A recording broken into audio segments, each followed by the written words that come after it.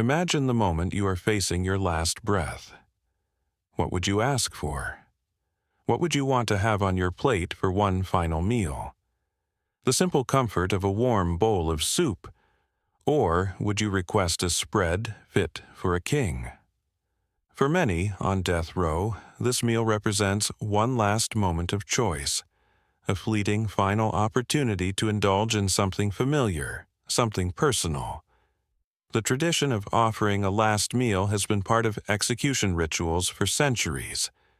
In the United States, inmates on death row have been allowed to make their final requests before being executed, usually choosing whatever food they desire within certain guidelines. This custom often sparks curiosity, not just because of what is chosen, but because of what these meals say about the inmates themselves. Some requests reveal a longing for childhood comforts, others express an extravagant indulgence, and a few even tell a more chilling story about the person behind the crime. Today, we are going to dive deep into the last meal requests of 10 notorious death row inmates. Their meals were the last act of agency in lives marked by violence, infamy, and often tragic stories. From the bizarre to the hauntingly simple, these meals reflect the complexity of human nature, even in the darkest of circumstances. So, let's embark on this eerie journey and discover the unforgettable last meals of some of the most infamous criminals in history. Our first inmate is Gary Simmons Jr., who holds the infamous title for the most excessive last meal request in recorded history. Simmons, convicted of a brutal murder in 1996, didn't just ask for food, he asked for an entire banquet. A shocking 45,000 calories worth of food, a feast so large it could have fed an entire small town. Simmons requested an entire roasted pig, a dozen fried chicken breasts, 2 large lobsters, several pizzas, 4 hamburgers, 3 large servings of French fries, 2 dozen eggs, and a giant banana split.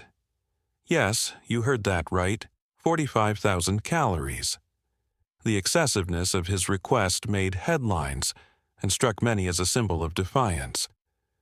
It's hard to ignore the spectacle of such a massive meal, and it certainly left a mark. Was this indulgence a final act of rebellion, or simply a man's last desperate attempt to assert some control over his final moments? Either way, it was certainly a meal to remember. Next up is one of the most infamous names in American criminal history, John Wayne Gacy. A man who terrorized the nation as the killer clown, Gacy lured young men to their deaths with his charming persona, all while hiding a deeply twisted nature.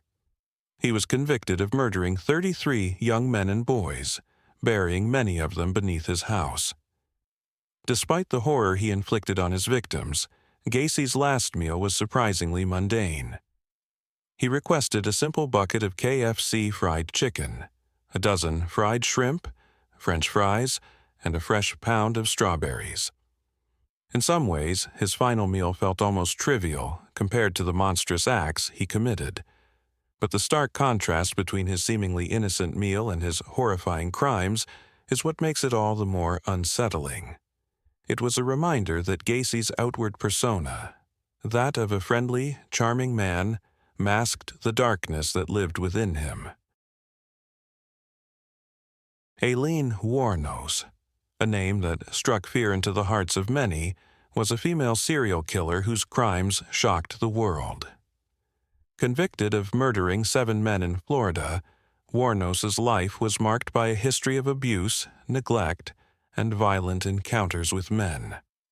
Her story became widely known after the release of the 2003 film Monster, where actress Charlize Theron portrayed her hauntingly well.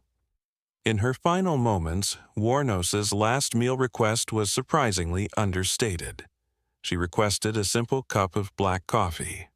No lavish meal, no indulgent feast, just coffee. Some may argue that this was a reflection of her weary and battle-scarred soul, a woman who had been hardened by a lifetime of pain. In the end, her choice to ask for such a simple drink in her last moments only deepens the complexity of her tragic life. Ted Bundy is a name that still sends shivers down the spine. Known for his charm, intelligence, and good looks, Bundy was able to lure women into his grasp and commit unspeakable acts against them. His killing spree spanned several states, and he was convicted of at least 30 murders. But when it came time for his final meal, Bundy's request was strikingly simple. He asked for a single serving of steak, eggs, and hash browns, along with a glass of water. The simplicity of his request was jarring given the monstrosities he committed. His choice reflected a certain banality in the face of death, perhaps a subtle expression of how even the most horrific figures can seem disturbingly ordinary in their last moments. There was no fanfare, no grand gesture, just one man facing his end with as much composure as he could muster. When Saddam Hussein, the former dictator of Iraq, was executed, his last meal was one of quiet humility. After a long reign of terror and bloodshed, Hussein was convicted for crimes against humanity. Yet, in his final moments, his meal was not one of extravagant indulgence. Instead, he requested a simple dish, couscous and rice. This meal stood in stark contrast to the life he had led, a man who had once controlled the lives of millions, only to face an end that was, in the end, rather simple. His choice of a modest meal could be seen as symbolic, perhaps even a representation of the simplicity of death, no matter how grand or tyrannical a life may have been. In a way, Saddam's last meal was the final leveling of the playing field. Karla Faye Tucker's story is a powerful one, a woman who went from being a cold-blooded killer to a person who sought redemption in her final years on death row. Convicted of the axe murders of 2 people, Tucker's case became a symbol of the possibility of change, of redemption, even for the most lost souls. Her last meal request, however, was simple and reflective of the life she had led in her final years. She requested a banana and a peach, 2 fruits. These modest choices were poignant, representing the simplicity and purity she was now seeking. In a way, these fruits symbolized the life she had longed to reclaim, free from the violence and chaos that had once defined her existence. Tucker's final meal was a quiet act of grace, showing a woman who had transformed in the face of impending death. Ronald Gene Simmons holds the title of one of the most tragic killers in American history.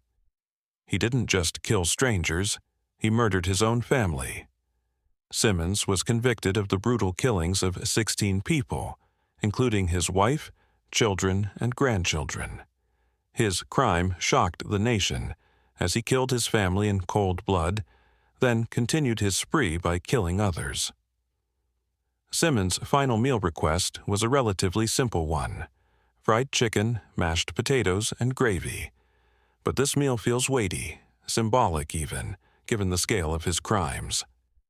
It's impossible not to think about the stark contrast between the comfort food he requested and the lives he so callously took. For Simmons, this meal represented the final act of an individual whose legacy would forever be defined by violence. James Earl Ray, the man convicted of assassinating Dr. Martin Luther King Jr., also had a simple last meal request. Ray's crime, killing a man who was a symbol of peace, equality, and civil rights, was one of the most politically charged murders in American history. His death brought deep sorrow and anger across the nation, and Ray's life was forever tainted by that fateful day. His last meal request? A simple cup of coffee. It was a stark and solitary choice, a final act of a man who had spent much of his life in the shadows. There was no indulgence, no grandeur, just one final sip of coffee before facing the consequences of his actions. Frank Lynn Bolding's story is unique. He didn't ask for a last meal. In fact, he refused the tradition entirely. When presented with the option, Boulding simply declined, stating that he had no desire for food before his death. Boulding's refusal to partake in the final meal tradition was seen as an act of defiance. A man who rejected not just the justice system but the very idea of being comforted by something as mundane as food in his final moments. It was a rejection of the process, a rejection of tradition, and perhaps even a rejection of the humanity that others sought in their final requests. Michael Ross, the man known as the Roadside Killer, was convicted of the murders of several women. His last meal request was surprisingly simple: a plate of fried chicken, a salad, and a slice of apple pie. It wasn't extravagant, it wasn't bizarre. But like the man himself, it was a simple reflection of someone who had been on death row for so long that his end was, in a way, inevitable. In the end, these final meals tell us a great deal about the inmates who requested them. Some craved comfort, some indulged in excess, and others chose simplicity. Each meal, however, serves as a final, unforgettable moment, one last choice, one last act of defiance, regret, or even redemption. The tradition of the last meal is more than just a custom. It's a powerful reflection of who these individuals were and how they chose to face the end of their lives. Thank you for joining us on this dark and intriguing journey. If you found this video compelling, don't forget to like, share, and subscribe for more thought-provoking stories from history.